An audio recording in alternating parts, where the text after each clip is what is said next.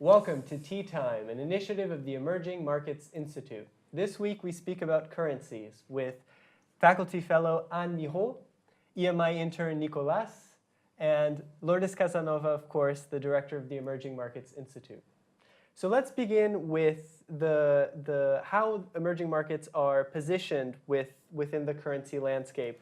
We have historically thought about currencies in terms of hard versus soft currencies, but normally within a landscape where we were thinking about developed versus developing economies. To what extent are the terms, the categories themselves of soft versus hard currencies also outdated in a time where emerging markets are increasingly, consolidating themselves within the global landscape? Okay, I think the question is, you are looking for, so the question is big. Basically, I think more or less the situation is the same. It's not because some countries are now entering the class of category of emerging market that their currencies has followed. On the contrary, those who were soft currencies remain soft currency, and the hard currency are still more or less the same. What is a hard currency? It's basically a currency which is widely used in international trade and has some sort of stability, and also is somehow has some form of reserve, if you want. So, except perhaps for the yuan or the renminbi, the situation has not changed. The dollar is still, almost primus inter pares, and then you have the euros and some others. So that's the situation. The only one I said exception is the yuan from China, because the yuan from China is now part of the IMF basket of SDR currencies, which is basically a very privileged club. Yes. It entered, I believe, around beginning of 2017 or end of 2016. It was a major step for China. It's also an indication that the country has reached a certain level or a certain status, but de facto, the yuan is not yet a currency which is as much used as the dollar or the euros. So more or less, the situation is the same. Okay. And so building on that point, the data seems to very much corroborate this idea that soft currencies are still very much applicable to most emerging economies, and yet emerging economies are consuming more and more as a proportion of the global economy. So why are we seeing still so much volatility in emerging market currencies, especially since 2016? Okay, currencies make or break a country. I've been following currencies in Latin America. Sometimes I don't dare to say it, in favor of dollarization till the disaster in 2001, 2002 in Argentina. I've seen the disaster of the unpegging of the Brazilian currency, the real, in January 99 to the dollar, and the currency falling 100%. I was teaching at HAS, at UC Berkeley at that time, and my Brazilian students from one day to the next, they were 100% poorer. So I've seen those disasters, and of course, countries look for ways to be able to remove this instability. Of course, currency trade at the same time is a major business in the world. Maybe Nicolas can say a little bit more about it because he also follows this, but there are times in which currency trading moves $3, $4, $5 trillion a day. So of course, a country, let's go back to Argentina, let's go back to the Asian crisis, 97, Korea, how a country can, that the economy may be some billion, not even a trillion, how a country can play against and favor their own currency while the currency trading moves in a day 6 times whatever the size of the economy. So very difficult countries keep foreign currency, and they can still defend their currency. At this point, again, Argentina, interest rates are 40% to defend the currency. Still, the currency is going down, and that happens right after Argentina issued debt in dollars. So the debt has Argentina gone crazy? No way. The problem has been that the currency has collapsed, interest rates up, so then immediately their debt in local currency has more than doubled in no time. So then these crises can develop immediately. So, of course, China, and to a certain extent, India, also try to protect their currencies and try to avoid these major swings that are going to destroy the development of years of a country. So then, that's why I don't have a solution, but definitely coming from Spain, I've seen how much was so favorable for Spain to forget about our peseta and to move towards the euro. You have instant access to a better type of financing, much cheaper for their companies. You, as a person, can save. Your savings are valuable because your savings are in hard currency. So poor countries are not only poor and have a harder time, but they have to trade in a currency that is a hard currency with revenues in the valued currencies. How this mismatch can be solved remains to be seen, but some protection of the currency, I think, has to be there because we have to avoid these major swings that bring a country to a bankruptcy. Okay, yeah. So it's really hard for emerging countries to control their currency situation. If they want to control what's happening, they need large amounts of foreign currency so that they can act. And in the Forex market, you have a lot of big players and a lot of money going on transactions every day. So right now you're seeing a really big downfall on most developing currencies. And this has several reasons. One of them is that the developed economies are raising interest rates as they're improving after the crisis.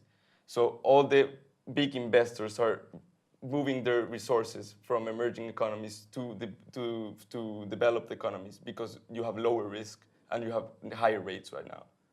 And the other thing is that lately you have a lot of internal pressures to emerging market currencies. You have in some countries political instability. You have in others some trade measures that affect them. So as Mexico or some Latin American countries. Some trade policies that are taking place right now affect deeply their currency because they depend on trade. So right now it's hard to say what's going to happen with emerging currencies, but it's having a big impact on the economies, of course. And as Nicolas said, the problem is that now the number of emerging economies, they are not really in control of their currency. Because as you said, if you take the situation of the interest rates in the United States, they have been raised 5 times since 1st January 2017, while 2 years before they were hardly raised. So basically you have had an acceleration of the rise on the interest rates of one of the major benchmark interest rates of the United States. And as a result, of course, it's for speculative funds, it's much more interesting to go and invest in US dollar assets than stay in the country. So this is a major, the point is that it affects the whole economy and the countries themselves. They have lots of difficulty to control it, and we see it with Argentina, we see it also with Turkey, in addition to the national problems that they have. So it's all really compounding their problem. And right now, yes, they are in a very difficult situation because they do not control the monetary policy, which de facto affects their own currencies. Let me just add one thing on the social issue. So we could, hopefully not, be on the brink of a debt crisis again in some countries in Latin America. Just to give you some data points. In 1982 was the debt crisis of Latin America. Latin America was not able to have the same GDP per capita they had in 1982 till 2003, 2004. Yeah. Latin America was unable to have the same poverty rates of 1982 till around 2004. While the number of poor worldwide has gone down, in Latin America, if we look at absolute numbers, till recently, the number of poor had grown. So the dramatic consequences, so middle classes are wiped out because their savings disappear. They disappear because often sometimes even mortgages are indexed in dollars, so you have your savings in local currency. So anyway, the social Consequences impact are is huge. devastating. Needless to say, the local sector. Latin America today has the same number of big companies in the Global 500 than they had in 1985. So the local companies, the same happens. Unless you export and then you have a source of dollars, unless you don't have to import anything because then your imports go up because you're, so depending on the, and in many cases, in most cases, in all companies all over the world, except maybe Swiss companies or Swedish companies, your revenues are mainly coming from your own country. And very often you have to issue debt in dollars. So then the debt at the corporate level also increases. So to that point, much of the takeaway of the 80s in emerging markets were, okay, we need to rethink our policies. The debt wiped us out, and we need to develop new tools to control currencies, right? And this is where we start to see, let's start to let the exchange rate fluctuate more automatically based on market forces. Let's control inflation. Let's wipe out hyperinflation that we were seeing in many emerging economies, and let's develop reserves, right? Let's start to develop monetary reserves, especially dollar and euro. And yet we saw a lot of emerging markets do that. Brazil did that very effectively. It ended hyperinflation in the 90s, right? We saw monetary reserves just skyrocketing in the 2000s with the commodity boom, and still we're back here again, 2016.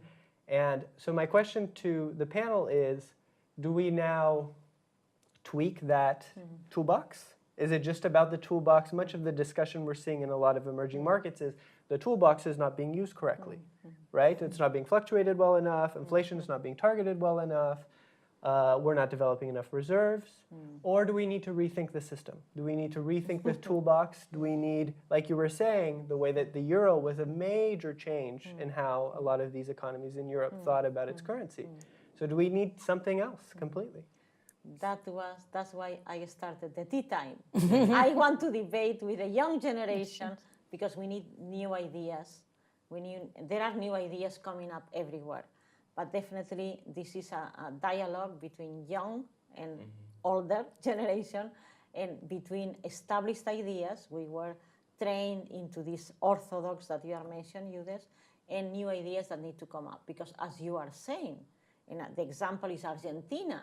Argentina definitely in a very stable political system with a president that the markets liked, still the same. So yes, I believe we need to tweak the system, and I believe you all have to come up, the younger generation, with new ideas on how to solve this. So we need to rethink, and many countries are doing it already, we need to rethink the paradigm because this paradigm is exhausted. And we need to have new ideas. Okay, so I don't know if the toolbox is not the right one, but I think we're doing some errors again, at least in Latin America. Because one of the reasons that the currencies are falling is because governments have not been responsible with their expenditure in Latin America. So as Lourdes said, they're issuing a lot of debt to finance projects that don't have revenues for the country.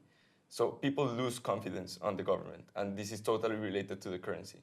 So that's what happened to Argentina, and now we have a president that the markets like, but we have an economy that is devastated because of the populism that was happening before this president.